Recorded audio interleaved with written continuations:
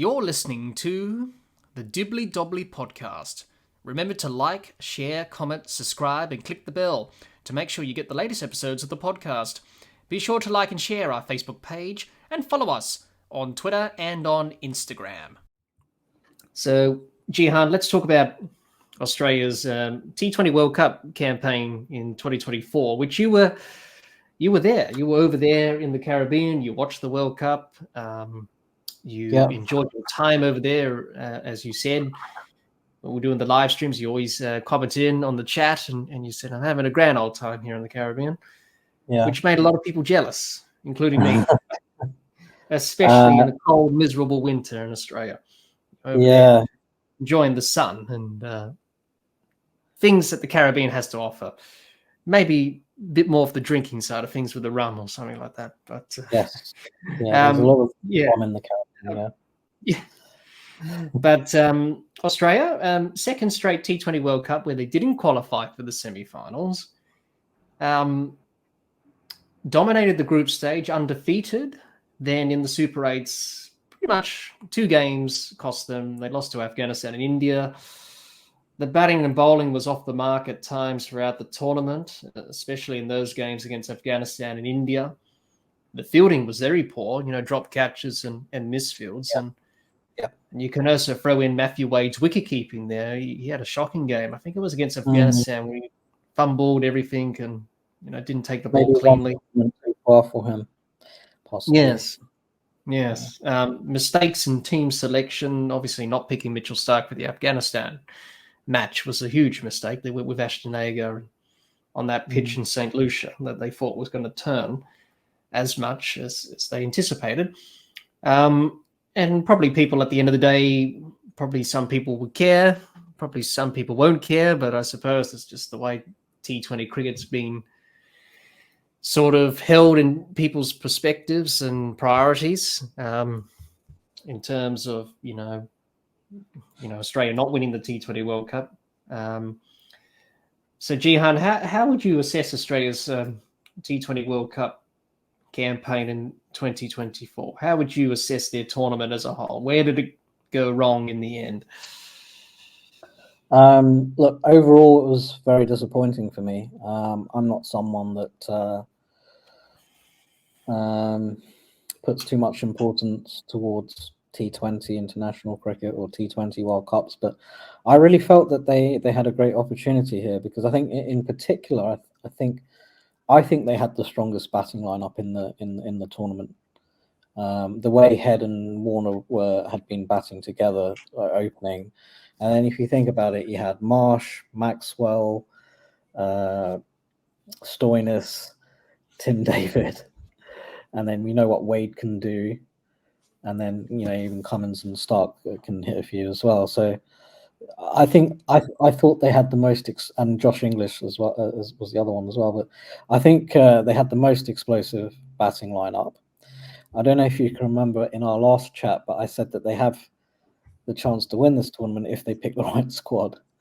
And at the time, I said I don't think they should go in with their test bowlers because they're just not as experienced in T20 as the guys that play BBL or even IPL. Probably their best T20 bowler is Josh Hazlewood, and he did okay. But so look, I think I've just written some notes here. So they were pretty dominant leading into the World Cup. So they had that 3-0 whitewash in South Africa. That was just before the 50-over World Cup. They lost 4-1 to India, but that was basically B sides playing against each other straight after the 50-over World Cup. So I don't think. Yes, and Josh Inglis scored 100 in that series as well. He did. First two. Good performances. Maxwell played another. The only game they won actually was the game where Maxwell played another one of his blinders. I think Travis Head was probably too hungover during that series anyway. And then 3-0 against New Zealand on the New Zealand tour, 2-1 against the West Indies at home. So I thought the batting was very strong. The bowling was very poor, just not good enough really. I think they started off really well. So I went to that first game against England in Barbados, and I had just landed the evening before, and it was a morning game, so I was very jet lagged, and it was really hot that day as well, and I was sat right underneath the sun. And probably the highlight of that trip, in terms of the cricket, was watching Mark Wood running in bowling rockets at David Warner and him just dispatching him. I think he hit him for 3 sixes and a 4 in 1 over. So that was a great batting performance at the Kensington Oval, Barbados. But I think even in that match there were signs, because the bowlers were leaking runs to begin with. They couldn't get on top of, or Phil Salt and Josh Butler were taking the bowling apart. And I was watching up until the 9th or 10th over. I was thinking, oh, are England going to do this? After watching that great batting performance, I don't really want to see them chasing this down. But then what happened was that Adam Zampa came into the attack and got Butler out, got Salt out, I think. And then England sort of fell away from there. But then I think there were also signs after that. The game against Scotland was not convincing at all. From memory, Scotland got a decent score, and then Australia were losing wickets. They needed a ridiculous number of runs and over. And it was Stoinis, of all people, that got them out of trouble there. And Travis Head in that partnership that they put on. Yeah. Stoinis with his randomly learned how to reverse sweep and was reverse sweeping everything successfully. They had the field up on the offside, Scotland, and it worked. So good tactic there. And then obviously Tim David came in towards the end and belted it around with Matthew Wade, who struggled a bit, but David got the job done. Yeah, so look, in that game, I don't think that up until they chased it down those last few overs, I don't think they were convincing at all in that game. Well, it just showed you how good Scotland were in that T20 World Cup. They took it to England as well in that rain-affected match. Yep. And then the fielding was poor. I thought Mitchell Marsh's captaincy was poor as well, if I'm honest. So I went to the game against Afghanistan in St. Vincent, and that wicket in St. Vincent it's a slow, low turner. And I don't know why, but he bowled first. He bowled first. He on the top. He bowled first on a as much as a dust bowl as you'd get in the Caribbean. Probably that wicket and the one in Guyana were the most sort of subcontinental of all conditions. And they conceded 150. I mean, that's just way too much against Afghanistan. Drop catches, really poor fielding. And then 150 was more than enough for Afghanistan, and they were winning that game easily.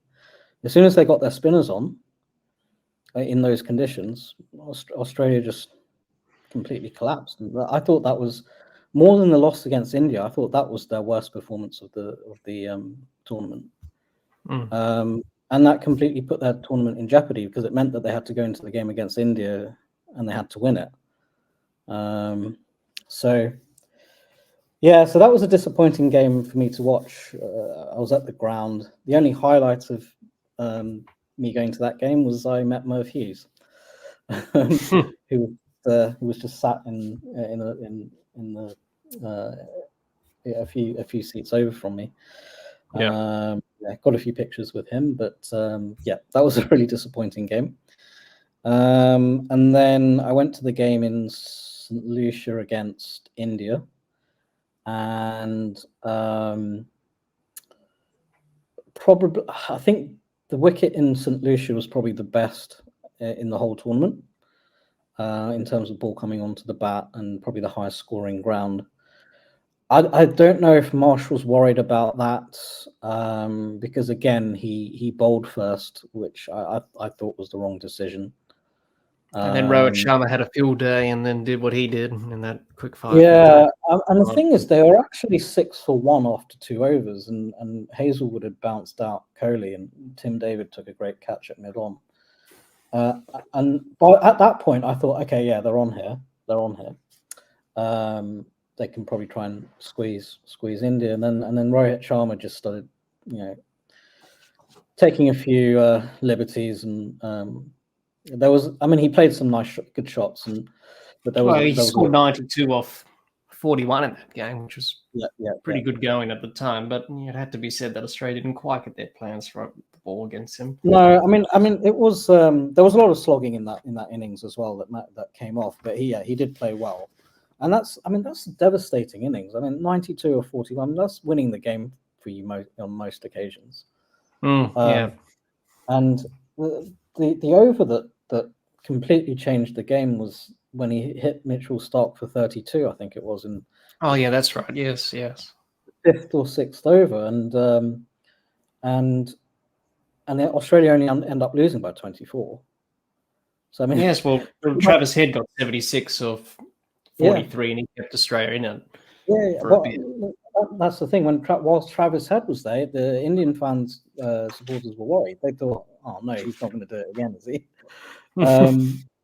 But I don't know how much exactly. It was 204, I think, that they were chasing. But that's just way too many. You're not gonna.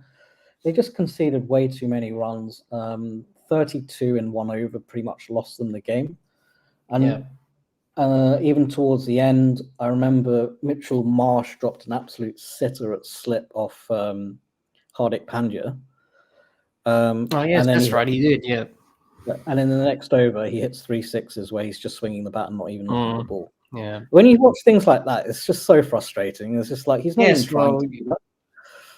They started pretty well, Australia, in that game. Marsh, 37 or 28, good partnership with Head. Yeah. But then Marsh gets out to an unlucky catch by Axel Patel on the boundary. He took that amazing catch off Kuldeep Yadav, I think it was. I think it was always going to be a stretch to chase that. But Travis Head, and particularly Head, he kept it. Marsh wasn't quite as dominant as Head, but whilst they were batting together, at one point it looked like they were going to overhaul it pretty easily. And then you always know in that sort of scenario situation, when you've got such a high score to chase, it only takes a couple of wickets and then you can put pressure on the new batsman. That's exactly what happened. And then Stoinis got out to a reverse sweep, and Maxwell, he sort of got stumped or bowled, I think, where he just sort of walked down the wicket randomly. And I think he got stumped. Yeah, he only made 20 off 12. Yeah, Marcus Stoinis made 2 or 4. It was just way too much for them to do, and Travis Head tried his best, but the only way they were going to win that game was if him and Marsh managed to stay in a bit longer. But so overall that was really disappointing for me. I get the feeling, like when I was watching that game, sometimes when you're watching T20, watching Starc, and particularly got this feeling with Cummins and Stoinis. I feel like they're running into bowl and thinking, where's this going to be hit, sort of thing. They don't have a plan as to how to stop the leaking runs and how to limit the scoring. And I think in T20, a lot of the time the bowling is generally about just restrict. I think a lot of the aim can just be about trying to be as restrictive as possible. It's not always about having wicket takers. Not always. Obviously, it does help if you have some wicket takers. But if you think about it, like when England have been successful, who are the guys that have bowled well? Sam Curran, Reece Topley.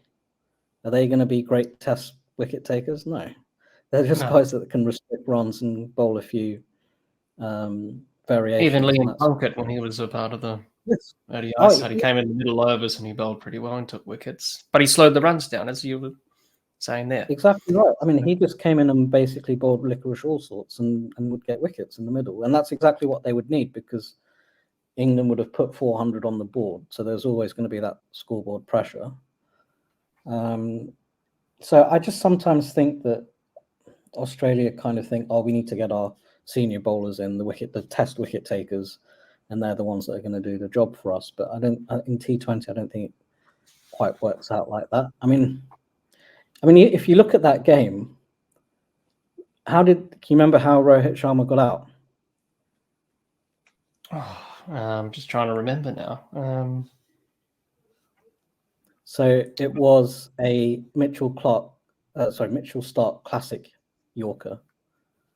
An absolute beauty. Yeah, it was, yeah.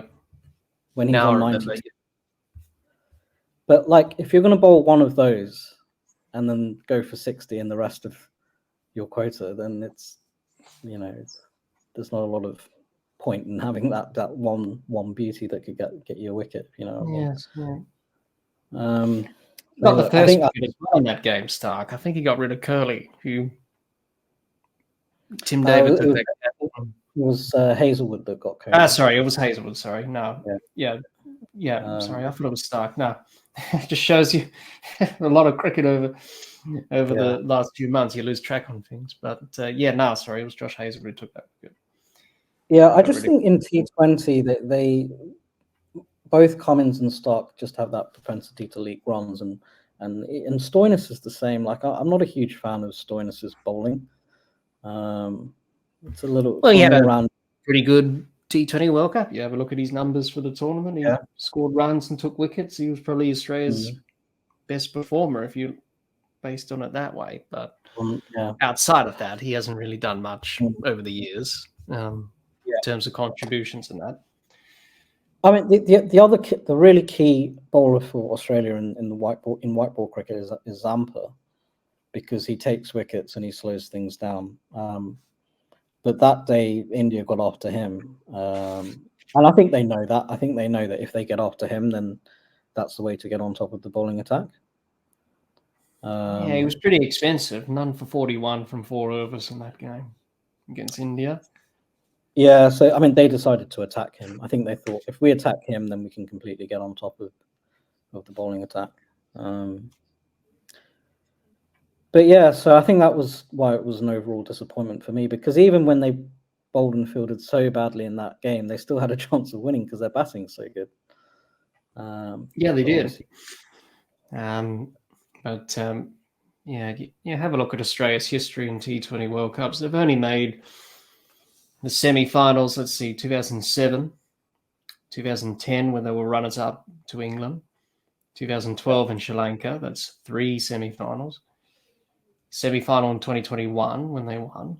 So, it just shows you that they are capable of making the semi-finals, but, in other years, they sort of have a bit of a wobbler, which they have done in the last 2 editions, the one in Australia and the one this year. They finished in the second round and failed to qualify. And, that's the disappointing thing, really, when you look at it. I think the one thing they've got right in the T20 cricket is the batting. They've finally got the batting lineup together, and they've got a good strategy as to how to score big in T20. I thought it was a good decision to not bring Steve Smith and to bring Tim David instead, because you have to get big scores and you have to go hard throughout the 20 overs. So I think that's one thing they've got right. They haven't, for a long time now, they just haven't gotten the bowling right in T20. Yeah, quite a surprise they didn't play Nathan Ellis in the Super 8s. He only played a game. He played the first game in the group stage when Cummins didn't play, and he didn't play much after that either. And he's pretty good in T20 because he's a specialist, Ellis, and he's done pretty well in the Big Bash for the Hurricanes. Hurricanes. So he didn't have much of a go either. So Australia could have been a bit more flexible in terms of their options, in terms of choosing specialists who are equipped in T20 bowling. Maybe a Sean Abbott, who's done pretty well in the Big Bash for the Sydney Sixers. Then you've got Spencer Johnson, who's done pretty well. And then you've got Nathan Ellis, who was in the squad, but he didn't have much opportunities. Agar only played one game really. That was in the Super 8s against Afghanistan, and he did okay, but Australia could have been more flexible in the options. But I suppose the squad they selected, they thought themselves was the squad to get the job done. But when you think about it, they were always going to qualify for the Super 8s anyway for their group. It was them in England. They were up against Scotland, Oman, and Namibia. And those games against Oman and Namibia were pretty convincing performances, especially the Namibia match. Didn't even take long for them to wrap that up. The game against England was probably, a more better performance. And then the Super 8s, they got the job done against Bangladesh. But Afghanistan and India really are the two games where they slipped up the most. Which it was always going to be a banana peel sort of game for them. The game against Afghanistan, was always going to be that. So, it could have happened last year in the World Cup, Jehan, as we've discussed before. But if it wasn't for Glenn Maxwell, then Afghanistan would have won that game. And you got to give credit to Afghanistan as well. They played really well in that T20 World Cup, and that's why they made the semi-finals. It could have happened in the 2022 World Cup as well. They only yes exactly in Adelaide. Rashid Khan nearly got them over the line in that game as well. So they've been pushing them for a while. Yeah, they have, and obviously disappointed on a bit of a tough wicket in that semi-final against South Africa, but they could have been in the final. You never know. But the other really frustrating thing for me was after Australia played their last game, whether they qualified or not depended on the Bangladesh-Afghanistan game. Oh, yes. There was some drama in that last game as well. Yeah. Which was rain affected, and you wanted one team to win, but they couldn't win too quickly, and then they kept going on and off for rain, and I ended up watching the whole game to see if Australia would qualify, and it ended up being a complete waste of time.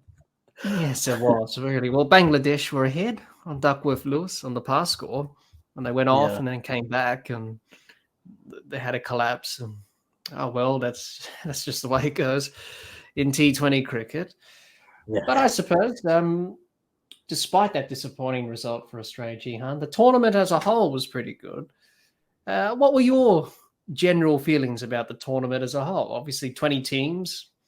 We had the US leg and the Caribbean leg, and we saw good crowds in the US as well. The USA did well, winning against Pakistan, which no one thought they would.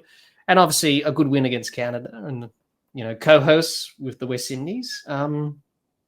You being there, watching the games closely as you did, what was the atmosphere like? How would you rate this T20 World Cup compared to the other T20 World Cups that we've had in recent time? It's the first one I've been to, but I thought it was great. Like I thought it was a good format to have 20. Was it 20 teams in total? Yeah, 20 teams. Yeah.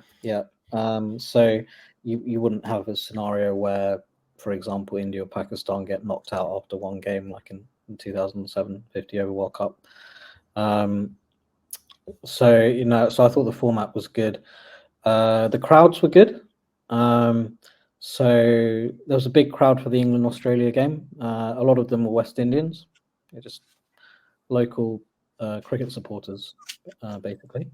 They were there. The West Indians were there at the Afghanistan-Australia game as well. So that was good. I think some of the pitches weren't great. The worst was probably the one in New York. The one in Florida wasn't that too great either. The one in Trinidad was poor as well. So I suppose they're all new stadiums, I guess. The New York one was a makeshift stadium. It's pretty much gone now. Yeah. So, I went to the West Indies New Zealand game at the Brian Lara Stadium in Trinidad, and that wicket was pretty poor. Just a lot of uneven bounce, balls keeping low. Pretty much showed in that semi-final. That's where South Africa played Afghanistan in that semi-final, did they? Oh yeah, that's right. Yeah. So that was Afghanistan got blown away on a terrible wicket. So I think that was something that could have improved or could have been better. I remember the wickets in the 2007 World Cup were all really good in the ODI World Cup, but they had some issues with the pitches this time.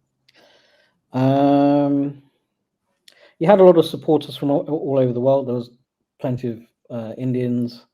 I met a lot of Australians. Obviously, the Barmy Army was there. There was a whole load of England fans. A lot of local supporters turned up, and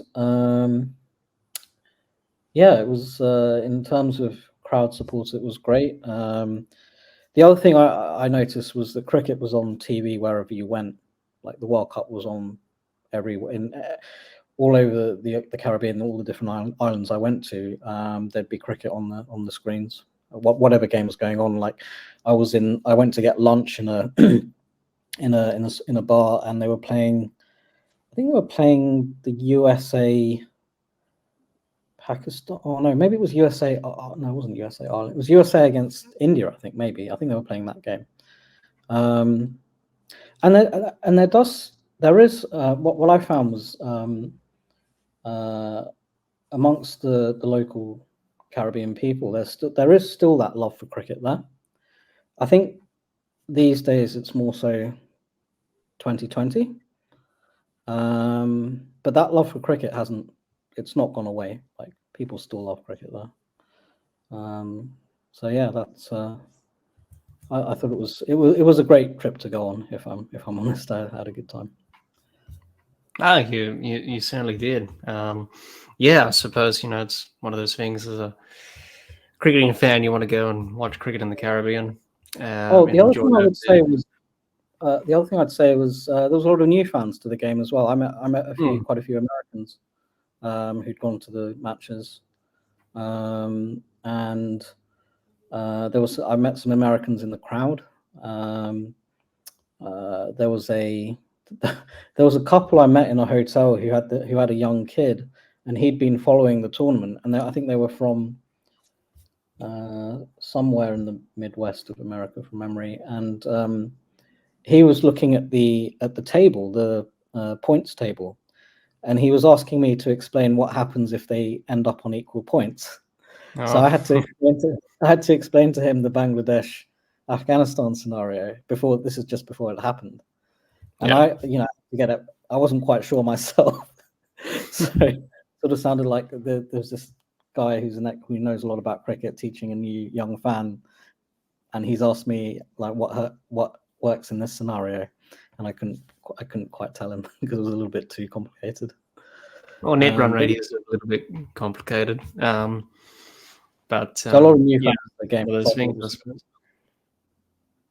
Yeah, no, that's fantastic to hear as well, and I suppose we got that in this T20 World Cup in the US. A lot of new fans, Americans, and wanting to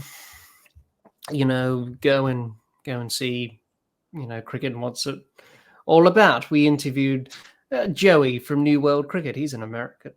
He has a channel there. And he went to the games in New York, he said, and he enjoyed them thoroughly. The crowds were a bit, hit or miss. Obviously, for India and Pakistan in New York, it was quite big. But the other games that he went to outside of that, not many people, but he enjoyed it. It was a good atmosphere, and he thought, it's something that people could get behind if you get it out there more. So, well, I went to the USA Ireland game in Florida. Unfortunately, it was abandoned because I think the ground was waterlogged because they had a lot of tropical storms leading up to that day. But there was a big crowd for that game, and mostly American fans. A lot of guys with the bucket heads with the stars and stripes on. I was wearing my Perth Scorchers shirt, representing. Yeah, no, that's good. Obviously, Yeah, no, it's great to see so many Americans get involved in cricket. Obviously, you and me, Jehan, know Nick and Gabe from Cricket for Americans. Yeah. Friends of the channel, of course. Friends of the podcast. Great guys, Nick and Gabe. They're into cricket. They're passionate about the game as well, and it's great to see so many Americans get behind cricket. And hopefully, this T20 World Cup got them involved more in cricket and wanting to learn more. The other thing I'd say is the tournament started off with a great game, the US Canada game. I think Aaron Jones, did he get 100? We got 90 odd, I think. He got 90 odd, I think, in that first game, but it was a pretty good innings in the run chasing nearly 200. Yeah, I mean that game was that's a perfect introduction to cricket for someone who doesn't know a lot about it. I thought. So yeah, that was good. Yeah, no, it was pretty good to watch, pretty good atmosphere, and obviously the associate nations, we saw a lot of them perform pretty well. Yes, some of the games were a bit one-sided, but we saw, Uganda win against PNG, and Nepal nearly causing an upset against South Africa. They only lost by a run. To see those, and even Scotland, even though they didn't qualify, but they had a chance to qualify at one stage because of England's, bit of an up and down sort of campaign for them as they had in that T20 World Cup, but they managed to qualify anyway. And then obviously the whole thing with mother cricket in Australia, sort of manipulating the result against Scotland in that game to allow England to qualify. Or not qualify, I should say. They shouldn't have even mentioned that or even thought about it, I don't think. No, you just know that when you start saying things like that, it's just going to come back to bite you. Yes, and it did. Yes. And I think Josh Hazelwood said a few things in his press conference at that time. Maybe looking back, he probably shouldn't have said that. Anyway, that's just the way cricket is, with these situations and scenarios. But no, it was a great tournament as a whole.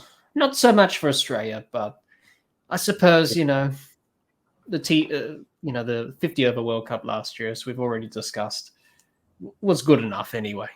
So, hopefully Australia will do better in 2 years' time when the T20 World Cup goes to Sri Lanka and India. Yeah. So just one final point. So I guess, I don't know if you'd call this a highlight, but a moment in cricket history. I got to see David Warner's last innings for Australia. And so when he got out for a low score in that run chase against India, and when he was walking off, I was thinking to myself, that probably is his last innings for Australia. So I sort of clapped him off and said, good on you, Davey. I don't think many of the other people that at the time realised. But yeah, he obviously looked quite disappointed. But yeah, great servant to Australian cricket.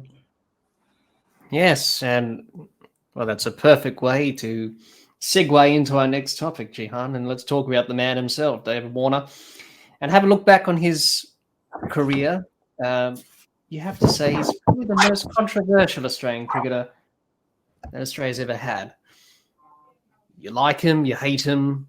Some people hate him with a passion. Some people like what he did, obviously. But you have a look at his numbers and statistics and his career across 3 formats. You have to say that he was a pretty talented cricketer and knew what he was doing. So, Jehan, where do you think David Warner sits within the greats of Australian cricket? If you had to place him amongst the greats, where would he sit amongst the greats of Australian cricket? He definitely is one of the greats of Australian cricket. Now, what I would say is he is their greatest all-format player. So Test, ODI, T20. Close seconds would be maybe Shane Watson and Mike Hussey. I don't know if you can think of anyone else.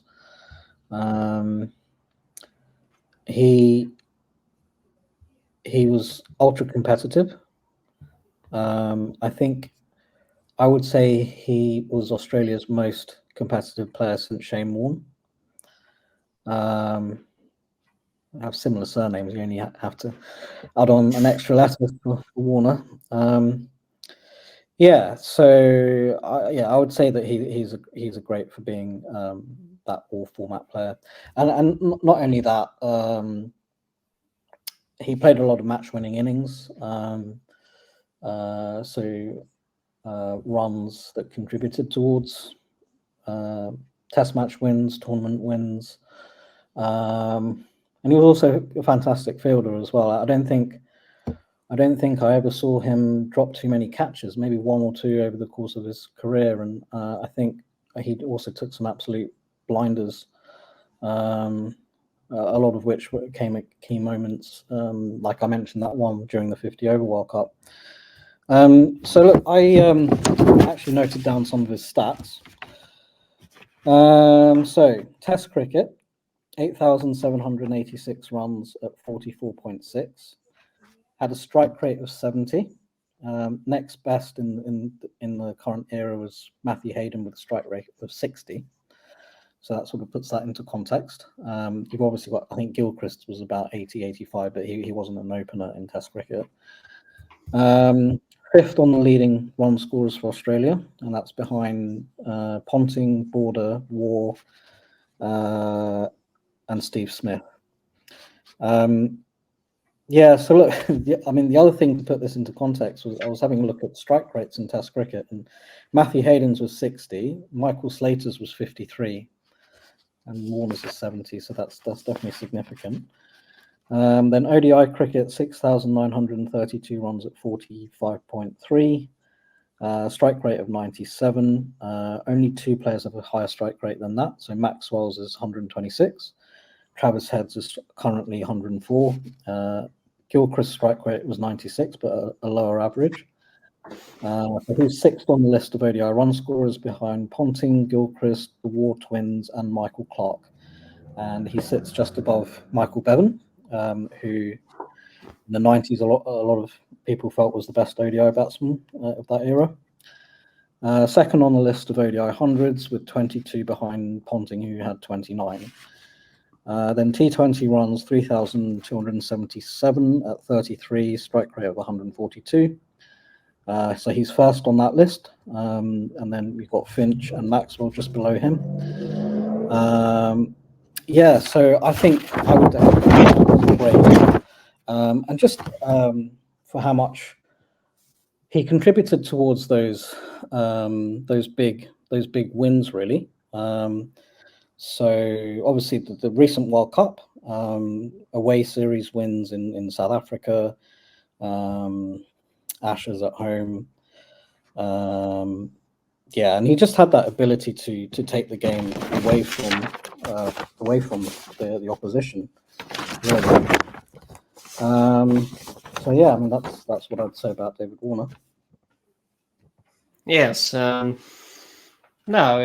I think you're right there, Jehan. You know, he was a match winner. He was someone who revolutionized cricket in a way, really came through an unconventional background into Test cricket. You know, he was a T20 specialist and got into Test cricket that way.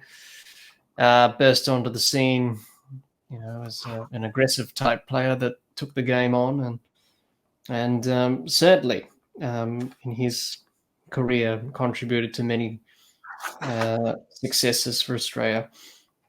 You know, many match-winning innings and highlights throughout his career.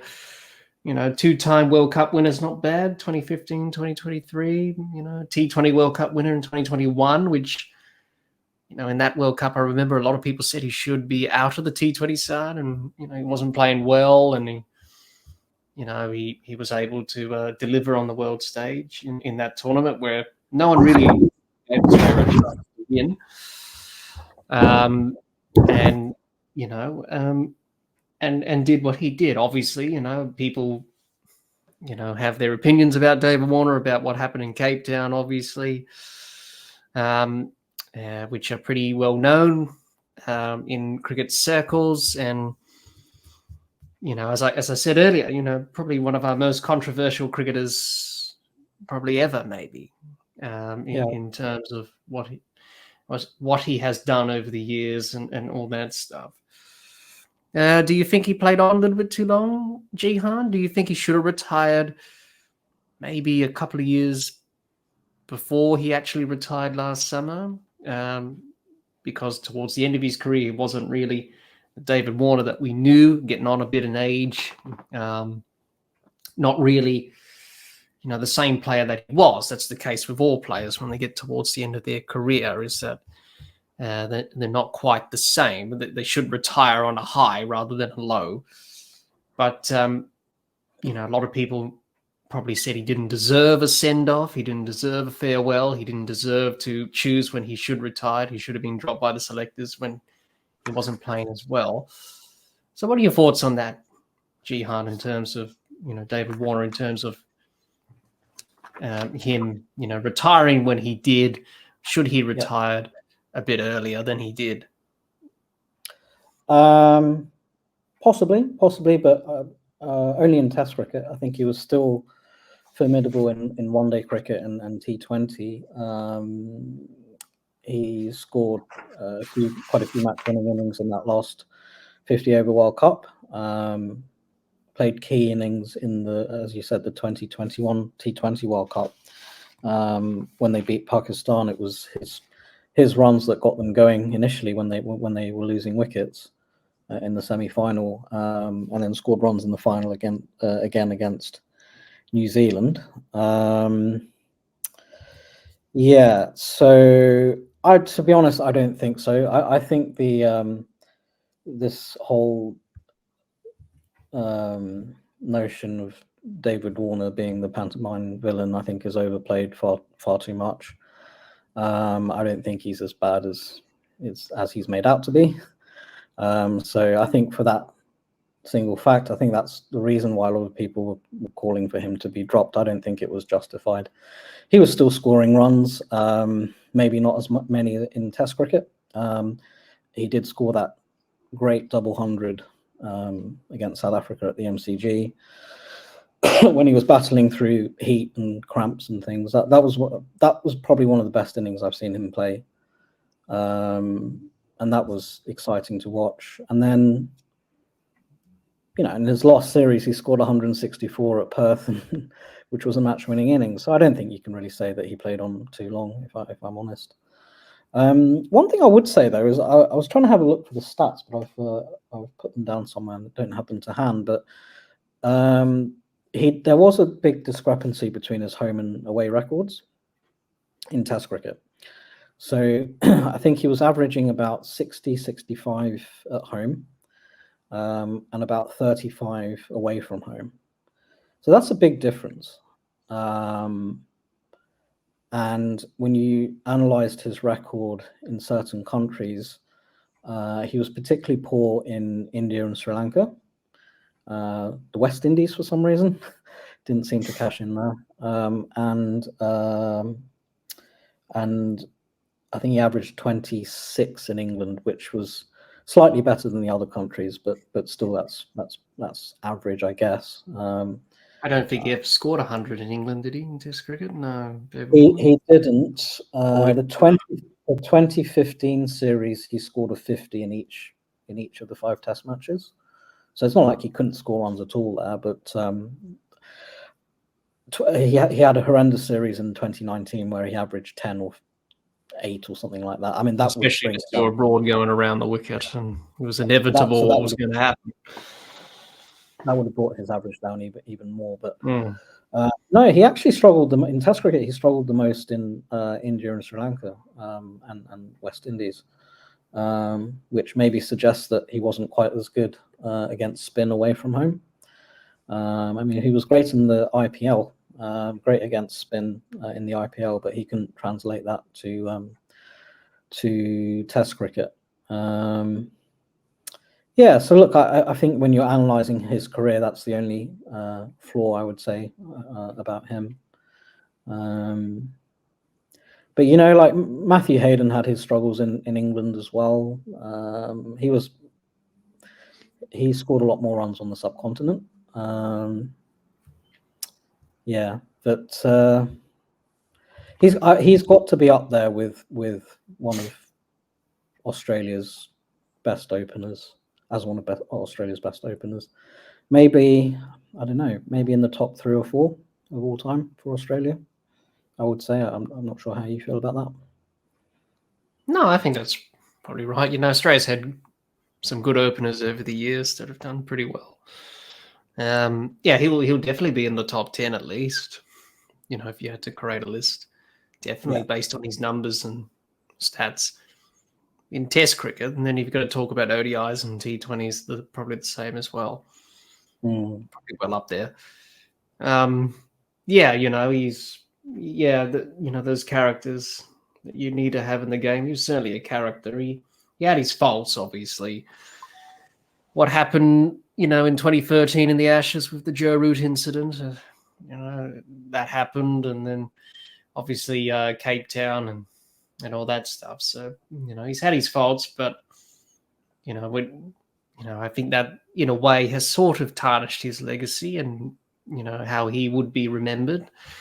Whenever you do something controversial as an athlete in any sport, let alone cricket, you know, people would say, yeah, great player, or, you know, he excelled, but he will always be remembered for that one thing in South Africa, unfortunately, which is going to be with him for the rest of his cricketing career, which it was until the end. So it's just one of those things, really. But no, arguably, statistically, as you mentioned, Jehan, with the stats there, he is, you know, pretty good, you know, to be in the top 10 leading run scorers in all 3 formats, and to be in the top 10 for most hundreds as well.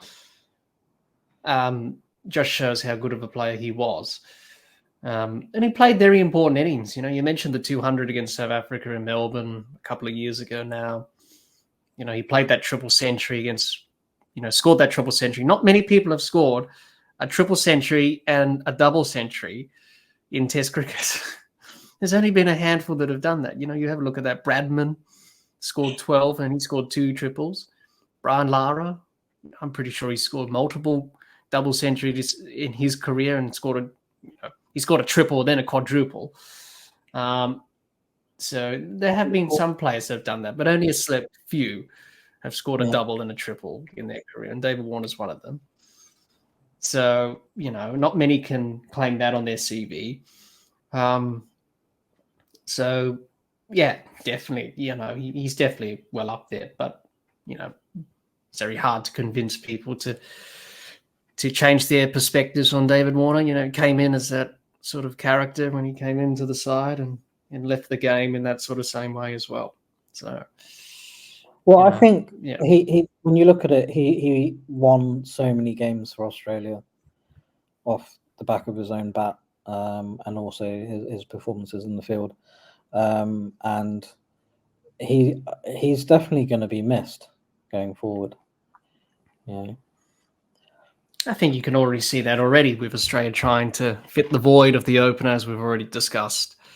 You know, not having that aggressive start that Dave Warner provided with the bat in hand, which is very hard to replace. It's very hard to replace those type of players. They only come once every now and then. But yeah, you know, he's certainly well up there, and you know, his strike rate's probably in all 3 formats, well up there in the top 10 or so. Especially in Test cricket, I think he's well up there in terms of strike rates. I think he's up there. Vrinder Sehwag. Yeah, I think only Sehwag was ahead. I think his was about 80. Yes. Gillies was 100, I think, nearly or close to 100. But he's not opening the batting; he's batting down the order. Yeah. In terms of pure openers, then, you know, he's well up there in terms of strike rates. Certainly up there towards Vrinder Sehwag. He was pretty good in his time. So yeah, no, it's, you know, it's just, you know, some people's perspectives towards him as a cricketer and maybe a person. You know, you hear a lot of the things that his teammates said, and you know, very different things to what we're talking about now, Jehan, about David Warner, the person. So you can make judgments and you can make assumptions about someone, but until you've known them, until you've played with him like his teammates have, then he's a different person. Apparently he's one of the people in the team that can sort out anything. If you need to, get something or do something, he's the guy. So apparently he's the person who can do that in the team. So but all things come to an end, and he decided to pull up stumps at the SCG, which I suppose was a fitting end. His home ground, he would have liked to score 100, but what did he get in the end in that run chase? So good enough anyway, chasing a low target anyway, but in the way it finished it, Well, he got to celebrate his 50 and get clapped off when he got out, so I think that's a fitting end. Yes, and not many players have that, really, when you look back on players retiring in that. They don't have that sort of send-off. One that comes to mind is probably Jason Gillespie. His last test match, he made 200, and that was it against Bangladesh. For him,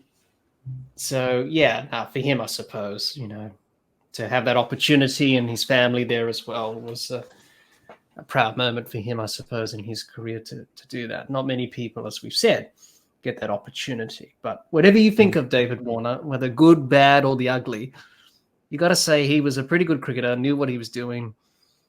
And, he made some mistakes. We all make mistakes.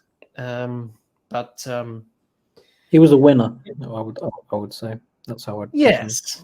But he won games for Australia. He knew what he was doing, and, he could change games in a matter of minutes from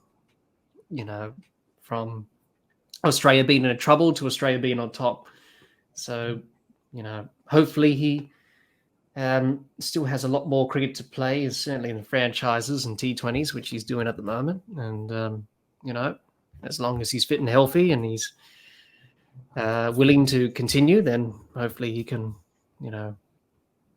continue doing that rather than obviously playing for Australia, being now retired. So I suppose that's just the way it is in the cricket world, isn't it, Jehan, with T20 cricket and franchises that, players, as soon as you retire, you have more opportunities to play and get the most out of your career. So, definitely one of the most controversial cricketers, David Warner, but certainly entertaining at times as well. As you said, Jehan, a match winner for sure, definitely. So, Jehan, let's discuss Australia's tour of Scotland and the UK, which saw them play some T20s and ODIs, and a brief summary of the tour in general. Australia went over to Scotland, played 3 T20s, won 3-0, and that was to be expected in that series against Scotland. Travis Head provided some fireworks in game 1, 80 off 25, scored the equal fastest T20 50 for Australia off 17 balls, equaled the record with Marcus Stoinis, who did that against Sri Lanka in the T20 World Cup in 2022 in that innings in Perth. Then you had Josh Inglis in game 2, scored his second T20 100, 103 or 49. He batted at number 3, got promoted by Mitchell Marsh, who wanted to give opportunities to other players, and it certainly paid off. And the bowlers did well in that series. Despite no Cummins, Stark and Hazelwood, they were able to get the job done. And then obviously the T20s against England, it was a drawn series. It was 1-1 at the end of 3 games. Obviously the rain in Manchester washed out the last game, which is no surprise given it's September and it's winter and it's cold in England. It was a mixed performance by Australia across the 2 games.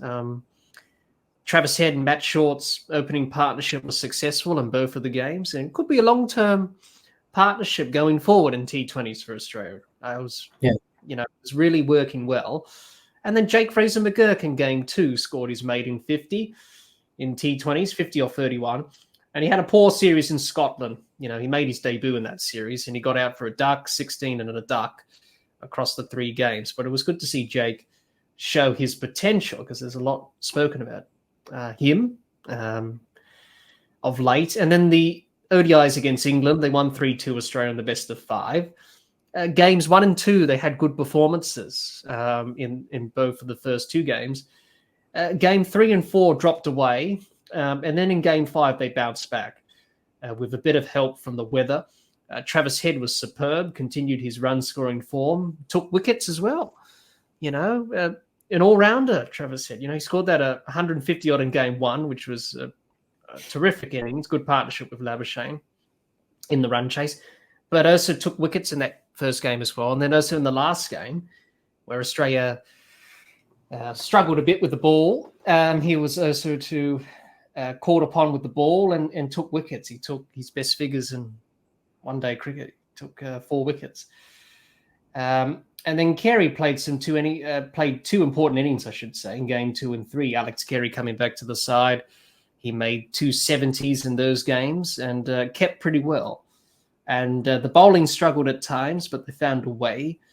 And despite the injuries and illness in the squad, Australia found a way to win and were able to overcome those challenges presented to them. So, Jehan, how would you assess and look at Australia's performance across the T20s and ODIs against Scotland and England? What really caught your eye? What were you impressed about? And what are the areas that Australia need to improve on going forward that you've saw from the particular series?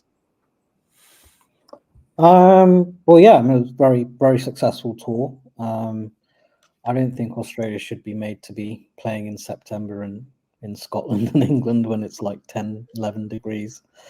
That kind of looked like torture to me. But it was great that they managed to keep up that motivation and win 2 series and then draw the T20 series against England. But yeah, look, I think talking about all format players, is there anyone in world cricket that's batting as well as Travis Head at the moment? Just everything seems to get that. Yes, well, he does. And he's quite powerful as well. Like he hits big sixes. The game I was at in St. Lucia, there was a 6. I don't know if you can remember on the live stream. I said to you that ball, when it went up in the air, it was coming towards me. And yes, yeah. And when I sort of ducked because I thought it was going to hit me, and then it landed about 12 rows above me. But yeah, that first innings, 80 off 25. I mean, that's just ridiculous. That's like when you're playing 6 aside and the boundaries at where the square leg umpire would be standing. Yeah, so he's just continuing the form that he's had since the last 3 years. It was good to see Josh Inglis get 100. He's another player that's really finding his place in the Australian side. So he keeps putting in good performances. So I think he should remain in that side for a while. And the other thing I'd say was, particularly in the T20 series, that the young bowlers did really well. So we got Xavier Bartlett, Aaron Hardy. You have Meredith, Sean Abbott, Cameron Green. Sean Abbott. Yep. So Abbott's been a white ball specialist for a while now. But yeah, I thought they bowled really well. The one-day series, I think the first game, another Travis Head special in the first game, 154 off 129. Marnus scored 77 off 61. I was a little bit worried about Marnus not quite knowing the pace of the game in one-day cricket, but he seems to have. Well, they backed up their partnership from the World Cup final in that first game. So they know how to bat. It's the same partnership, but different type of innings from Marnus. So in the World Cup, it was 50 off 90, which was what was needed at the time. But so this was a lot faster, a lot faster scoring. The innings that he played. And then second game, I think Carey managed to get them to 270. and England's batting just collapsed. I think the third and the fourth game, I think the conditions were against Australia. So generally, when you're playing in Chester Street in Durham, that's like as far north as you can go in England, pretty much. You don't want to be batting first on a green top, which they had to do. But even so, Alex Carey managed to get them to over 300, but they couldn't defend that once the wicket had flattened out a bit. But heavy defeat at Lords. Again, Mitchell Starc leaking runs. I think Livingston. Yes, that last over of the innings to Livingston, cost probably Australia too many runs. Yeah, got England over 300, and that was more than enough in those conditions. And Australia just collapsed badly. Yeah, which can happen under the lights, especially in September when it's cold and drizzly. But it was good to see them get that win in the final game. So England were batting really well in that final game, but they got tied down by the spinners. I think Head and Marnus maybe. Yes, they did. They took. It was just like at Trent Bridge. Similar collapse happened in Trent Bridge to the last game, and the spinners. England lost 8 for 102 in the first game to the spin. And they lost 8 for 107 to the Australian spinners in the last game. So very similar batting collapses. In this game, in the final game, England were 3 for 202 to 309 all out. In game 1, 3 for 213 to 315 all out at Trent Bridge. So very similar collapses. Struggling against part-time spin for some reason. They all contributed. Travis Head took 4 for 28, best figures for him in one-day cricket. Excuse me. Samper and Maxwell took 2 wickets each in 32.2 overs of spin. So that's probably Australia's most overs of spin ever bowled in an ODI. So it just showed that good tactics and good awareness, I suppose, just to try something different where the quicks were going for runs as well. And it's a bit of a risk in Bristol as well, given the small dimensions of the ground there. It's very hard to bowl spin there. But it can take a bit of turn as well, and that's what it did in that last game. But it turned a bit the pitch, and Australia were. I think it tends to grip, and it can be a bit slow at Bristol as well. So England, with their gung-ho batting, probably weren't able to handle that. I think probably in that last game, the rain came at the right time, because I wouldn't say it was a guarantee that they would have chased down 320. It would have been a good chase, or 310, or whatever it was. But yeah, they were well ahead of the Duckworth Lewis when the rain came. So I thought they deserved that win. I hope they just continue to push forward in their one-day cricket development, because there's going to be a transition, obviously, in the one-day side as well going forward. You've got the Champions Trophy 26, I think. That's 2 years from now. Next year, early next year. Is it next year? Oh, okay, so you've got that coming up soon, and then obviously the next World Cup. So I hope they continue to push on and just at least maintain that standard in one-day cricket, which is something that I don't think they did after 2015.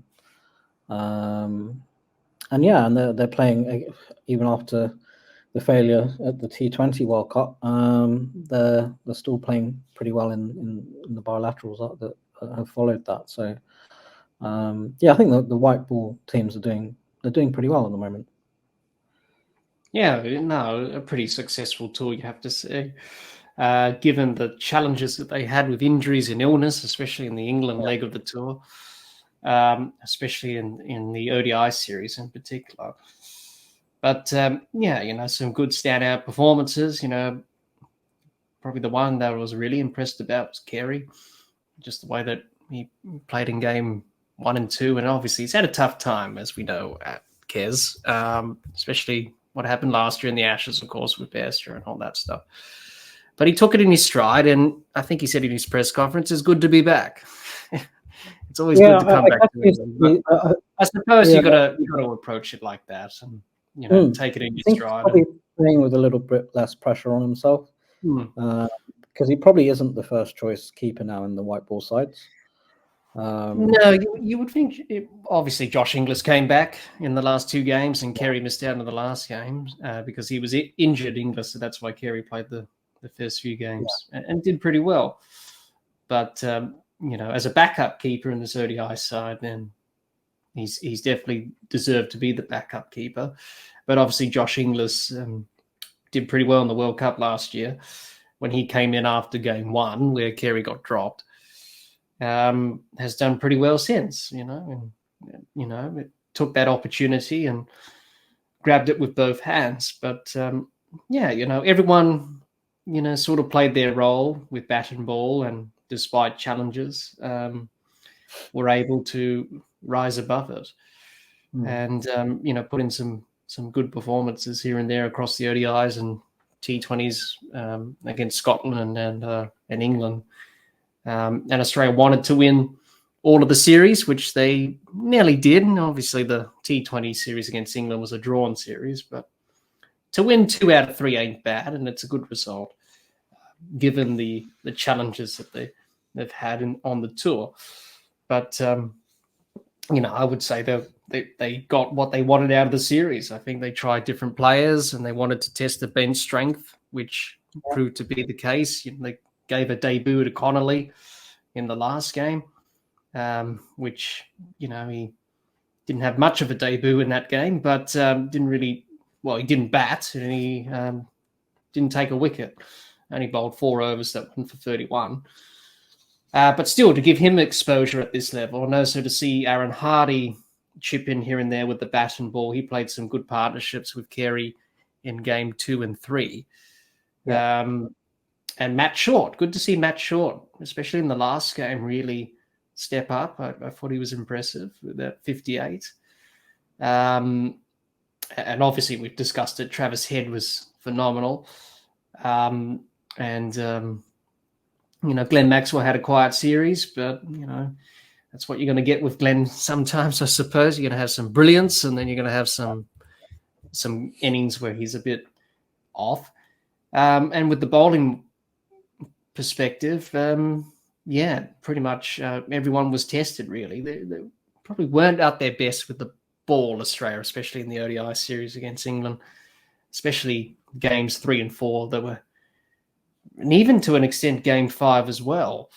But they were able to find a way and come back in that game. But game 3 and 4, they were off the mark. England really took a liking to Zampa, really attacked him, and sort of got him out of the attack. And Mitchell Marsh had to juggle his options around. And they took the game. They had Kerry as a specialist batter, and the balance was a bit off.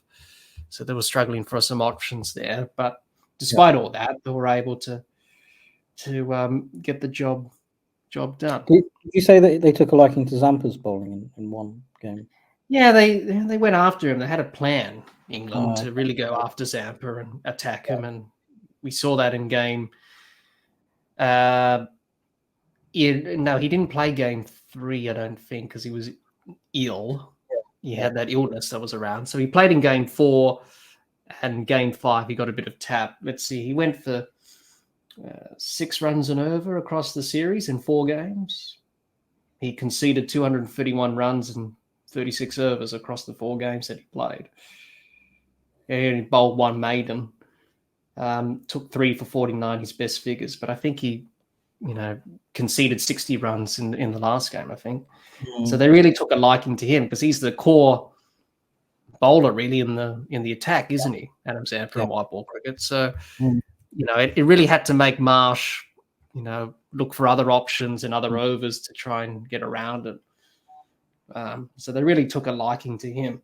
But Adam Zampa, being Adam Zampa, found a way and took some wickets. But really, the biggest surprise was Travis Head. His quality with his off spin, so he was able to pick up wickets here and there. But Mark as well. Marnus's wickets were. Yeah, well, Marnus, those 2 wickets he got of Ben Duckett and Harry Brook in the first game, caught and bowled, both of them. Yeah. Probably not his best deliveries, let's just say that, Marnus. But he picked up a couple wickets. He picked up 3 wickets, in fact, in the series. Yeah. Especially in that first game, he picked up 3 wickets for 39, which isn't bad. He's a handy spinner, leg spinner, Marnus. Sure, he bowls rubbish. We know leg spinners bowl the odd, half volley or long hop.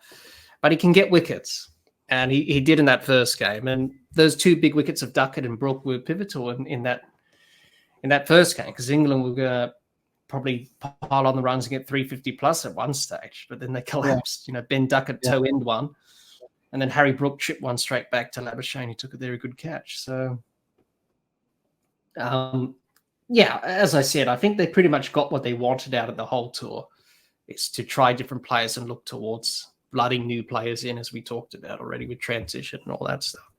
So I think they got what they wanted out of the series, and I think they'll be pretty pleased. Some players will be happy with their performance, others won't be. I think Stark had a difficult series, conceding a lot of runs, and we know Mitchell Stark can leak runs. He's that type of bowler. He's not a consistent bowler, but he's a wicket taker. He wasn't at his best. Josh Hazlewood he bowled okay at times, but he probably would have liked to do more. But let's remember, both Stark and Hazlewood had a bit of illness. They didn't play the first game. They missed out there. So maybe they were suffering the ill effects of that. And, probably the only disappointment is Cameron Green's injury. It was probably the real dampener. Obviously, he bowled short balls in that third game where, probably the game was already gone for Australia at that stage with that partnership with Brook and Jacks, but he started bowling those short balls when Livingston came in with Brook towards the end and got those wickets. I think he got Jacks out with that short ball, tried to flay it over the offside and got him out, so it worked, but then he continued it and then he got injured. So I think that's the only real dampener for Australia across the tour and the series. But other than that, as expected, especially up against an England side that is in transition themselves and not as experienced, and obviously up against Harry Brook, who's a inexperienced captain who hasn't done it much in his career thus far. I think they'll be pretty pleased with the results across the board. Obviously, in series that don't count towards anything. I suppose it's just the way ODIs and T20s are these days, Jehan, with bilateral series. But I suppose at the end of the day, it was about trying different players and seeing what they're made of. And I think, looking from afar, they did okay despite the challenges and despite all the setbacks that they had in terms of injuries and all that stuff. Any other thoughts to add on to that, Jehan, that you can think of? No, I just hope that they continue to push on with their white ball sides. And I know a lot of people talk disparagingly about bilaterals these days, but I still think it's important to maintain that habit of winning and keeping on top of the rankings. So I still think there's value in bilateral series, as long as there's not too many, and as long as there's not a whole load of them that just don't have any context. Yeah, definitely. That is the question going forward, isn't it? In terms of that meaning and context and relevance. I suppose for Australia, pretty happy to win 2 out of the 3 series on the tour of Scotland and England, and it will definitely set them up going forward for the next T20s and ODIs that they will play going into the rest of the end of this year and early next year as well. Hi everyone, hope you enjoyed part 2 of our cricket discussion with Jehan on Australian cricket.